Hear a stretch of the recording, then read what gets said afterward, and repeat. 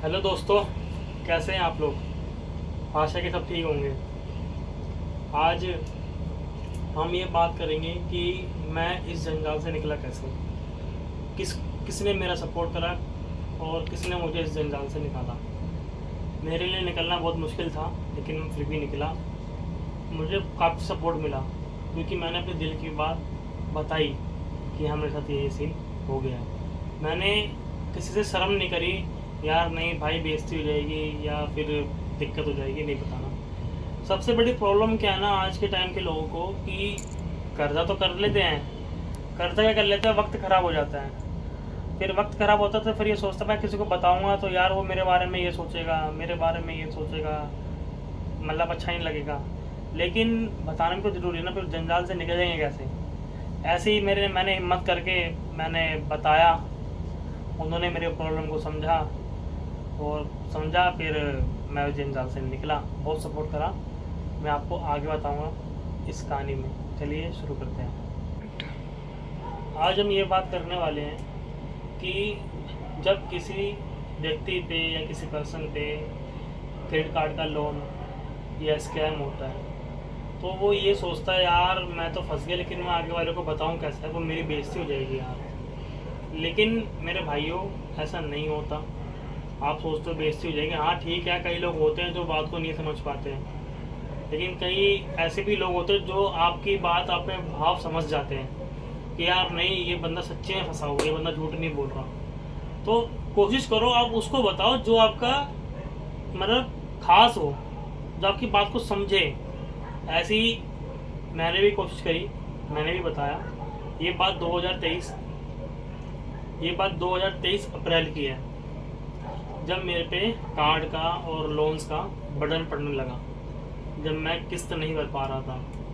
तब मैंने जाके, मतलब मेरे साथ ऐसा होता था, मैं रात रात भर सोता नहीं था।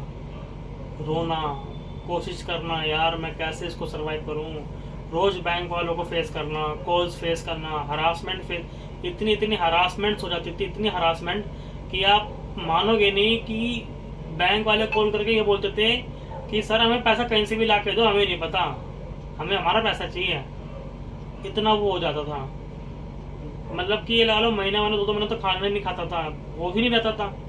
क्या करें, सुबह 8 बजे से लेकर रात को 7 तक बैंक वाले आते रहते थे। कभी कोई और कभी कभी तो एक बंदा, कभी 5-5 बंदे आते थे, उनको फेस करना। फिर क्या हुआ, मैंने अपनी बात एक व्यक्ति को बताई जो मेरे काफ़ी करीब है। तो मैं उनके पास गया ऐसे ही डरता डरता कि यार नहीं, मैं मतलब क्या बोलेंगे, वो मेरे को समझेंगे या नहीं समझेंगे। मैं गया, मैंने बात करी, मैंने उनको ये सब बताया कि मेरे साथ जी ऐसा ऐसा हो रहा है, ये सब हो गया मेरे साथ। उन्होंने लिटरली मेरी बात को समझा और मेरे को हौसला दिया। उन्होंने मुझसे कहा कि चलो ये तो कोई नहीं, होता रहता है, कोई बात नहीं, छोटी मोटी चीज़ें हैं तो, लेकिन फेस करना पड़ेगा, दिल कठोर करना पड़ेगा। मेरे को उन्होंने बोला कि सबसे बड़ी बात ये, वो मेरे को एक ऐसे व्यक्ति पे लेके गए जो इन सब का भी बाप था, ये लगा लो। जहाँ से मेरी बहुत सपोर्ट मिला, बहुत सब कुछ मिला मेरे को वहाँ से। मैं नाम तो रिवील नहीं करूँगा, काफ़ी ऊंचे स्तर के वो व्यक्ति हैं, वो मेरे को लेके गए वहाँ पे। ये बात थी मई की। मैं गया वहाँ पे, उनसे मेरी बात हुई। उनमें एक पैसे का घमंड नहीं, इतने बड़े व्यक्ति हैं वो। हर बैंक का मैनेजर वहाँ बैठता है, हर बैंक का मैनेजर। मैंने जब तक उनसे मेरा क्लोज रिलेशनशिप नहीं हुआ था, क्लोज नहीं हुआ था एकदम, मैं ऐसे ही उनके थ्रू गया था, मैंने जाके बात करी। अब वहाँ जाके मैंने बात करी, उन्होंने मुझे समझाया कि हाँ इन केस में ये होगा, डरने वाली बात नहीं है, सारे केस सेटलमेंट ही होंगे एंड में जाके। मैंने कहा ठीक है भैया। उनके बाद मैंने सुनी, फिर थोड़ा सा एकदम होता ना, हौसला आ जाता है, कोई बंदा को सपोर्ट करता है तो फिर आया हौसला मेरे को, मतलब एक ऐसा हो गया नहीं अब तो हम सर्वाइव कर लेंगे। लेकिन फिर वही बात है ना, एक वैसे सोचना और रियल में उसको अपने ऊपर इम्प्लीमेंट करना बहुत मुश्किल होता है। और जैसे वहाँ तो मैं बात करके आ गया, फिर यहाँ पे अगले दिन फिर बैंक वाले चक्कर काटने लग गए। मैं भाई परेशान फिर से। मैं चलो कोई बात नहीं, फेस करता रहा, लेकिन डर लगता था अंदर से, यार कब क्या हो जाए कुछ नहीं पता। कॉल्स आना, मेरी बहनों को कॉल जाना, मेरे मतलब रिश्तेदारी में कॉल जाना, फ्रेंड्स को कॉल जाना, बड़ा मतलब मेंटली इतना हरासमेंट हो गया था, मैं इतना हरासमेंट हो गया था कि मैं सोच रहा था मैं मर जाऊं। सीरियसली मैं इतना हरासमेंट हो गया था। पता नहीं बस नंबर कहाँ से पहुंच जाते हैं, कोई नया नंबर लो तो इनके पास पहुंच जाता है, हाँ जी नया नंबर इशू हुआ है इनके नाम पे, नया अकाउंट खोलो तो इनके पास पहुंच जाता। मतलब हमारे पल पल एक्टिविटी की इनको खबर रहती थी, हाँ भाई ये व्यक्ति ये कर रहा है, क्यों ये मतलब क्या चीज़ ऐसा कर रहे हैं। हमारा कॉल का डाटा हमारे सेंटर से खरीद लेते हैं, कॉल सेंटरों से जो भी हमारे पास सिम होती है, हमारा जितना डाटा होता है वो सब खरीद लेते हैं। आपने कभी नोटिस करा होगा आपके पास अलग अलग बैंकों से फ़ोन आते हैं, क्यों आते हैं, उनका नंबर कहाँ से जाता है, उनका नाम कहाँ से आता है आपका, उनको कैसे पता लगता है कि मैं अपना ये लोन ले रखा है? क्योंकि वो डाटा परचेज करते हैं हर महीने की महीने। जितने भी लोन वाली कंपनी है, बड़ी से बड़ी, मैं नाम नहीं लूँगा किसी कंपनी का, वो डाटा हर महीने हर कंपनी की हर सिम की कंपनी से परचेज करती है, चाहे वो कोई सी भी सिम हो। समझ रहे हैं ना आप बात को। फिर ऐसे करते करते करते करते मेरा टाइम निकल गया जुलाई में मेरी कार की पहली ईएमआई होती है बाउंस। और पंगा क्या हुआ वहां पे, मेरी कार की ईएमआई से मेरा क्रेडिट कार्ड मर्ज हो रखा था। मर्ज क्या, उन्होंने फायदा उठा लिया, उन्होंने मर्ज कर दिया अपने आप, मैंने करवाया नहीं था, उन्होंने कर दिया कि सर आपका कार लोन अच्छा चल रहा है, या आप ऐसे करिए कार्ड ले लीजिए। मैंने चल भाई दे दे भाई, मेरे को जरूरत भी है तो दे दे, मैंने ले लिया जी। अब मेरी पहली ईएमआई जुलाई में बाउंस हुई, चलो पहला महीना तो निकले, कोई दिक्कत नहीं है। सेकंड मंथ अगस्त में मेरी ईएमआई जब बाउंस हुई, मेरे को 3 दिन बाद दोस्तों का फोन आता है कि यार ऐसा एक्सपेंसिव बैंक से फोन आ रहा, बड़ी बदतमीजी से बात कर रहा, भाई क्या दिक्कत है। मैंने ला मेरी बात करवा, मैंने बात करी, उसने भाई बहुत बदतमीजी से बात की, मेरा हो गया पारा हाई एकदम। 13 अगस्त को मैंने भैया को करा फोन, उस टाइम मई का मिला मैंने अगस्त में फोन किया जब मेरे को जरूरत पड़ी कि भैया ऐसी ऐसी बात है। भाई आप लोग मानोगे नहीं, उन्होंने मेरे लिए खाली एक फोन करा कि ये मेरा भाई है, बस। भाई साहब दोबारा बंदा नहीं आया, ना गाड़ी उठाने का ना गाड़ी को हाथ लगाने, इतनी चलती है उनकी, इतनी। जब से मेरा फिर उनसे रिलेशन ज़्यादा बन गया, मैं उनके ऑफिस में जाने लग गया, रोज काम करने लगा उनके साथ में। ज़्यादातर सारे बैंक वाले वहीं बैठते थे, तो मैं फिर उनके साथ काफ़ी रिलेशन बन गया मेरे बैंक वालों से, चाहे कोई सा भी वो बैंक हो। फिर मेरे ना हिम्मत ऐसी हो गई कि यार देखते अब जो होगा देखेंगे, आंधे जो आ रहा है। अब जब आते तो सबसे पहचान बनी चुकी थी, बैंक वालों से भी, जो बंदे आते हैं उनसे भी, तो कोई दिक्कत नहीं होती थी। फिर अब ऐसे करते करते मेरा निकल गया अक्टूबर निकल गया मेरे। उस टाइम तक काफ़ी कार्ड की सेटलमेंट्स हो चुकी थी और काफ़ी मेरा डेप्थ भी उतर चुका था। लेकिन फिर भी जो है ना, मेन जो अमाउंट होता है, यूज अमाउंट, वो मेरे सर पे बाकी था।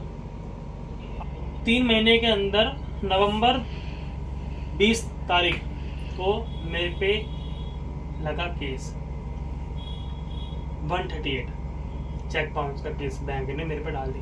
वो एक ही बैंक था जिसपे मेरा चेक था बस, और किसी पे मेरा चेक नहीं था, खाली वो एक सिक्योर लोन था बस, और कुछ नहीं था।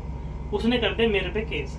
ज़्यादा बड़ा अमाउंट का भी केस नहीं है, छोटा ही अमाउंट है, लेकिन केस तो केस होता है। भाई मेरे पास आगे डेट आ गई 20 जनवरी की। मेरे को लगा डर, मैंने कहा यार ये क्या हो गया, मैं घबरा गया। और 20 जनवरी की डेट, सुबह 6 बजे तो मेल आई मेरे पास। मैंने सुबह 6 बजे मेल नहीं देखी, 10 बजे मैंने मेल देखी, और 10 बजे तो वहाँ पे मेरे को पेश होना था कोर्ट के अंदर, द्वारका कोर्ट में। अब मेरे को याद नहीं, मैं और मेरे भाई साहब भागते गए 10:30 बजे।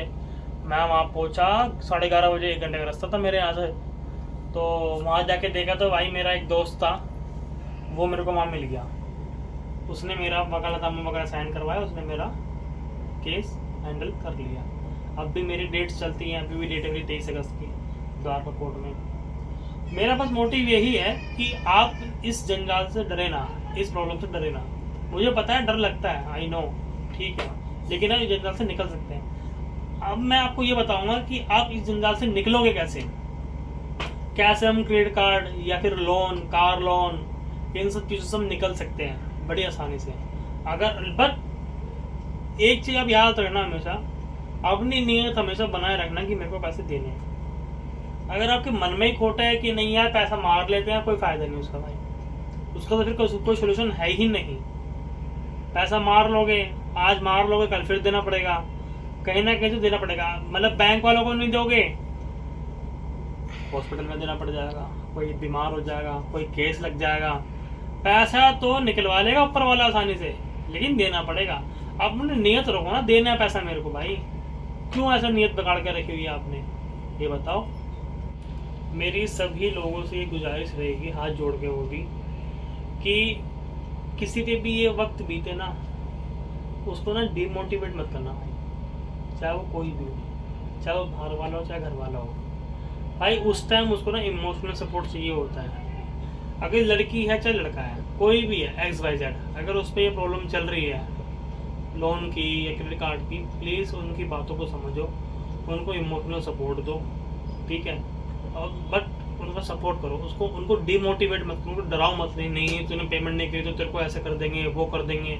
नहीं यार, प्लीज़। अगर कोई दिक्कत है तो आप मुझसे भी कॉन्टेक्ट कर सकते हो, मुझसे आप आके मिल भी सकते हो। मैं रुद्री गार्डन में ही रहता हूँ, ज़्यादा दूर में, दिल्ली के रहने वाला हूँ, मैं आप ही के जैसा बंदा हूँ, ठीक है। बस बट मेरी कोशिश ये है कि आप सबको अवेयर करना, आत्महत्या ना करो या किसी चीज़ को लेके मतलब मरना मत या कुछ भी है, प्लीज़ उसको डिमोटिवेट मत करना, कोई जिस बंदे पे ऐसी चल रही हो, ठीक है। लेकिन भाई मैंने मेरे साथ हमेशा ना ये रहा है, हमेशा मैंने नीयत रखी देने की। मैंने कभी किसी का पैसा मारने की नहीं रखी नीयत। मेरा लोगों ने मारा है, ठीक है, वो भुगतेंगे, लेकिन मैंने किसी का पैसा मारने की नहीं सोची। मेरी नीयत ही नहीं है ऐसी, मेरा मतलब अंदर से मन ही नहीं करता यार, नहीं यार। अगर मैं जिस दिन किसी बंदे का 5 रुपए 10 रुपए भी ना दूं ना, मेरे को नींद नहीं आती है, खाना नहीं खाया जाता भाई मेरे से। आप तो लाखों रुपए की बात कर रहे हो यार, मैं तो उनमें से हूँ भाई। अब हम आपको आगे ये बताएंगे कि क्रेडिट कार्ड के सेटलमेंट्स और लोन के सेटलमेंट्स कैसे होती है, किस टाइम करनी चाहिए, कितने अमाउंट पे करनी चाहिए, ये मैं आपको सब चीज़ नेक्स्ट पार्ट में बताऊंगा, ठीक है।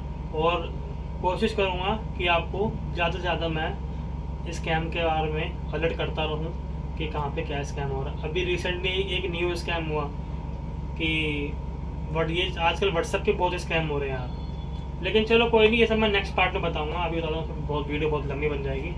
सभी को जय श्री श्याम, जय श्री राम। इस वीडियो को लाइक करें, शेयर करें, कमेंट दें और कृपया करके चैनल को सब्सक्राइब जरूर करें। बहुत सपोर्ट की ज़रूरत है मुझे आपकी यार। Thank you so much.